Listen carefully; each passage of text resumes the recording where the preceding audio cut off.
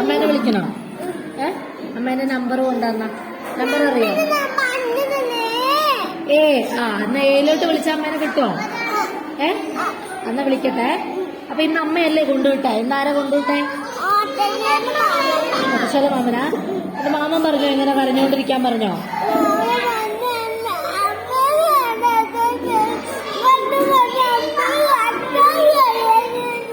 ടീച്ചർക്ക് മനസ്സിലാവുള്ള കൊച്ചു പറയണേ, നേരെ പറ.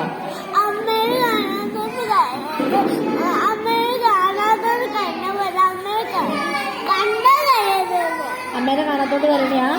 അപ്പൊ ടീച്ചറിനെ കണ്ടാ പോരെ? ടീച്ചറിനെ അല്ലേ വൈകുന്നേരം വരെ കാണാൻ പറ്റുള്ളൂ.